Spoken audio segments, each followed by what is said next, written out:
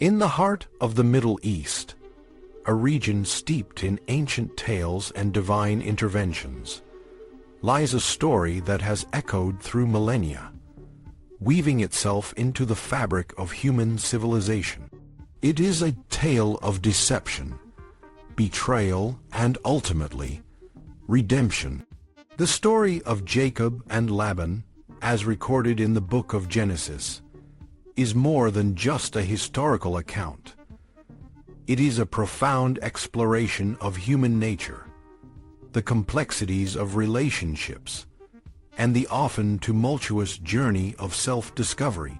At its core, it is a narrative that resonates with the universal themes of family, loyalty, and the struggle for identity. The story begins with Jacob, the younger son of Isaac and Rebekah, who, through a series of cunning maneuvers, secures his brother Esau's birthright and blessing. Fearing for his life after these acts of deception, Jacob flees to the land of his mother's kin, where he encounters Laban, his uncle. Laban, a shrewd and opportunistic figure, sees in Jacob a valuable asset. He offers Jacob the hand of his daughter Rachel in marriage, but only after 7 years of labor. However, on the night of the wedding, Laban tricks Jacob, giving him Leah, Rachel's older sister, instead. Jacob, realizing the deception, agrees to work another 7 years for Rachel, thus binding himself to Laban for a total of 14 years. During this time, Jacob's relationship with Laban becomes increasingly strained. Laban continuously changes Jacob's wages and conditions, each time finding new ways to exploit his nephew's labor. Despite this, Jacob remains resilient, and through a series of divine interventions, he manages to amass a considerable fortune of his own.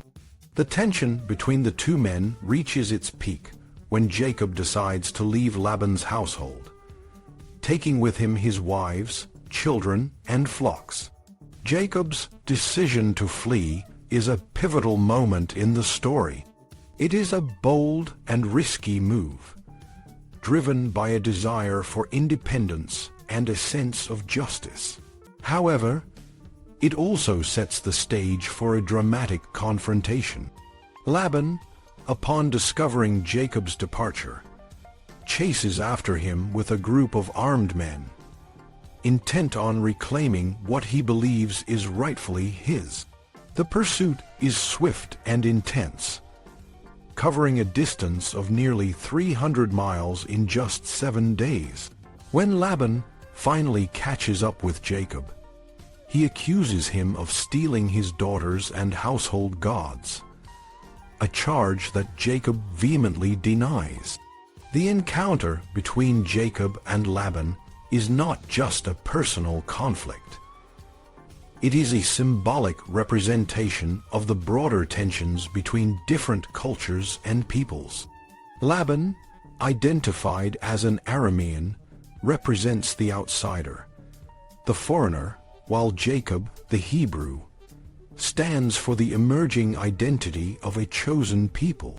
Their confrontation is a negotiation of power, a struggle for control, and a test of moral and ethical boundaries.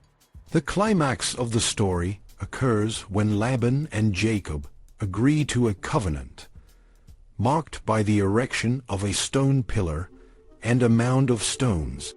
This act of treaty-making is both a legal and a spiritual one, invoking the presence of their respective gods as witnesses to the agreement. Laban, in his final speech, concedes that he cannot force his daughters to return, but he sets strict boundaries, declaring that neither he nor Jacob will cross the designated border. Jacob, for his part, swears by the terror of his father Isaac, a powerful and evocative name for God that underscores the depth of his commitment.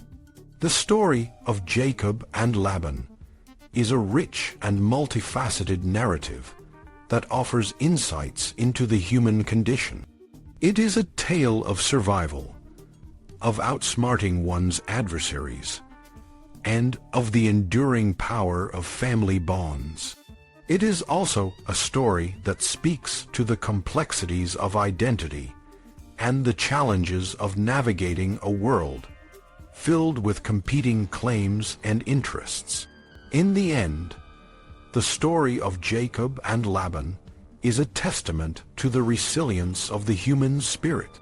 It reminds us that even in the face of adversity and betrayal, there is always the possibility of reconciliation and a new beginning. As Jacob and Laban part ways, the stage is set for the next chapter in the unfolding saga of the Hebrew people. The journey of Jacob, from a trickster to a patriarch, is a journey of transformation, a journey that continues to inspire and challenge readers to this day. And so, the story concludes, leaving us with a sense of both closure and continuation. The legacy of Jacob and Laban lives on, a reminder of the enduring power of ancient narratives to illuminate the complexities of the human experience.